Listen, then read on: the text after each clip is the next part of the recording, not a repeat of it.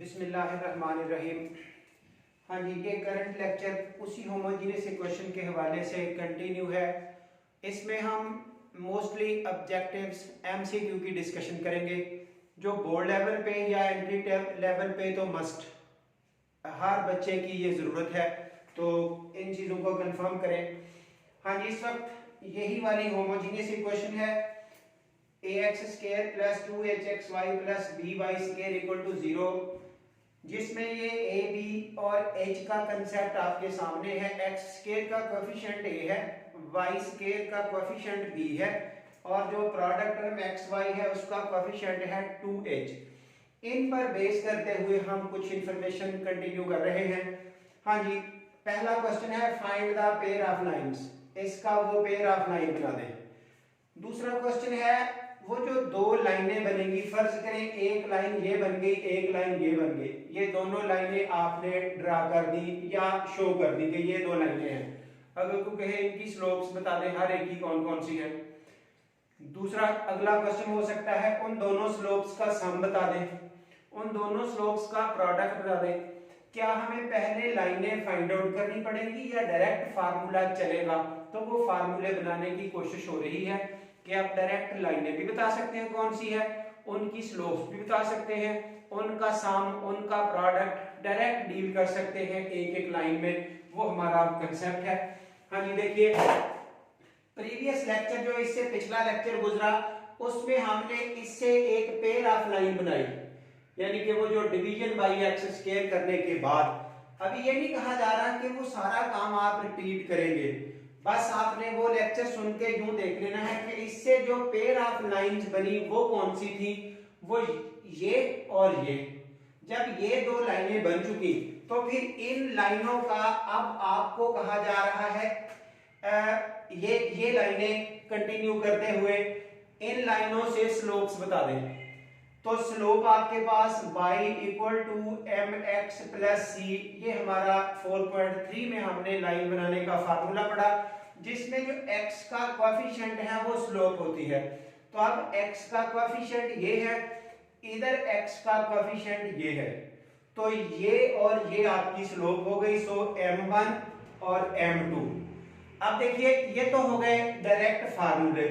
अगर आपको कोई कहे कि ये एक पेयर ऑफ लाइन है, उन पेयर ऑफ लाइंस की स्लोप बता दें कौन सी है, तो आप क्या करेंगे, इसमें से a कैलकुलेट करेंगे वो 9 हो गया, b कैलकुलेट करेंगे वो 16 हो गया, 2h के मुताबिक ये h की कीमत आ गई 12। अब हर सवाल का जवाब है, आपसे पूछा जा रहा है find the pair of lines, आप इसी फार्मूला में कीमतें पुट कर दें, ये h, a और b की ये कीमतें पुट की, तो इस वक्त बाई चांस ये अगला हिस्सा जो प्लस माइनस के बाद है वो 0 हो गया है, इसलिए ये लाइनें सिमिलर बन गई। आपको जो आंसर मिला that is of this type, यानी कि इसकी जब सिंपलीफिकेशन की ये 12 और 16 कैंसिल हो गए और अल्टीमेटली ये आंसर आ चुका। ये दोनों लाइनें एक जैसी आ गई, और अगर यहाँ प्लस माइनस के बाद 0 ना होता, कुछ एलिमेंट बच जाता, तो यहाँ से दो अलग अलग लाइनें आपकी बन सकती थी डायरेक्ट फार्मूला लगाते हुए। अगर वो पूछे find the pair of lines, so ये और ये h a b पर बेस करते हुए आपने लाइनें बता दी। अगर आपको वो कहे कि उनकी स्लोप्स बता दे, तो जाहिर है यही वाला पोर्शन है जो x के साथ है, यानी कि ये और ये एक दफा प्लस के साथ और एक दफा माइनस के साथ, वो उनकी अलग अलग स्लोप्स हो सकती है। उसके बाद उन दोनों स्लोप्स का सम बता दें, तो दोनों स्लोप्स का सम ये देखिए यहां आपका ये फार्मूला डिजाइन किया गया है m1 + m2, some of slopes का आपको ये फार्मूला डिजाइन करके दिया -2h/b। ये देखिए दिस प्लस दिस, जब इन दोनों को ऐड किया तो ये स्टेटमेंट कैंसिल हुई, रिमेनिंग इज 2h/b। इसी तरह जब आपको प्रोडक्ट ऑफ स्लोप्स कहा गया, तो ये और ये इन दोनों को जब आपने मल्टीप्लाई किया m1 * m2, तो ये देखिए a + b * a - b का फार्मूला, फर्स्ट वाले का स्क्वायर माइनस ये सेकंड वाले का स्क्वायर, स्क्वायर करने से ये रूट खत्म हो गया, और सिंपलीफिकेशन के बाद ये ab/b और ये एक b भी कट चुका, तो ये आपके पास आ चुका प्रोडक्ट ऑफ स्लोप्स का फार्मूला। यानी कि अब आप डायरेक्ट फार्मूले प्रिपेयर कर रहे हैं। इस तरह की आपको एक क्वेश्चन बताई जाए और उससे कहा जाए पेयर ऑफ लाइंस बना दें, तो आप ए, एच और बी की वैल्यूज को इस तरह इंसर्ट करते हुए पेयर ऑफ लाइन बना सकते हैं। इसी पोर्शन को डिफरेंट दो स्लोप्स कह सकते हैं। उन्हीं दोनों स्लोप्स का सम क्या होगा, you have this formula -2h over b। उन्हीं दोनों स्लोप्स का प्रोडक्ट ये a ओवर b। इस तरह से आप स्ट्रक्चर नोट कर सकते हैं, m1 + m2 m1 into m2 इसका नाम लिखते हुए।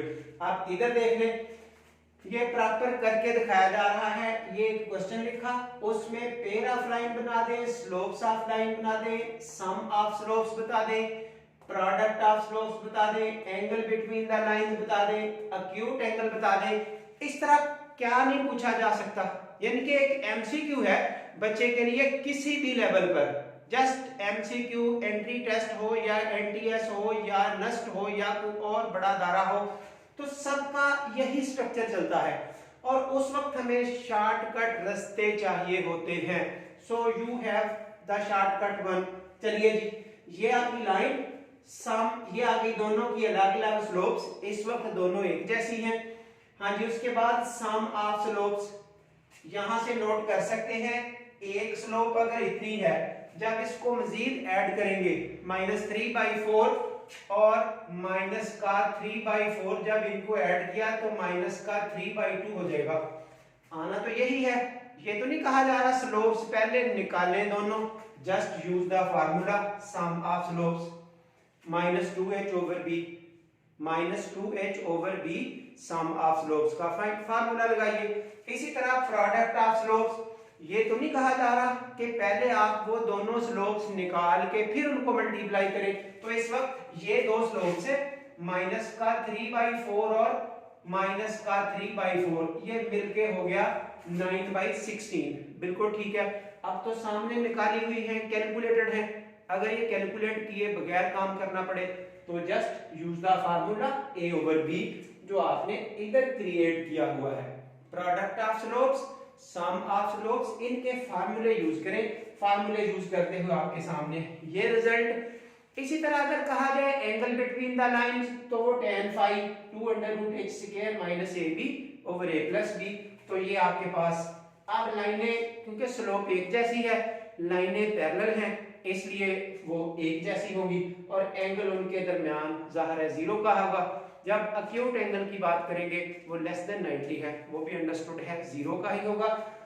सब कुछ कैलकुलेट करके भी दिखा दिया और ये sum of slopes, product of slopes, अलग अलग स्लोप्स, रिक्वायर्ड लाइनें, ये इनके शॉर्टकट रास्ते यूज करते हुए फार्मूले भी आपको मिल गए। अब इन्हीं फार्मूलों को यूज करते हुए अगले लेक्चर्स में आपको मजीद एमसीक्यू डिस्कस करके दिखाए जाएंगे कि हमें किस तरह से एंट्री टेस्ट में ये चीज़ें सामने जो ट्रबल क्रिएट करती है, उन ट्रबल्स को हमने कैसे हैंडल करना है।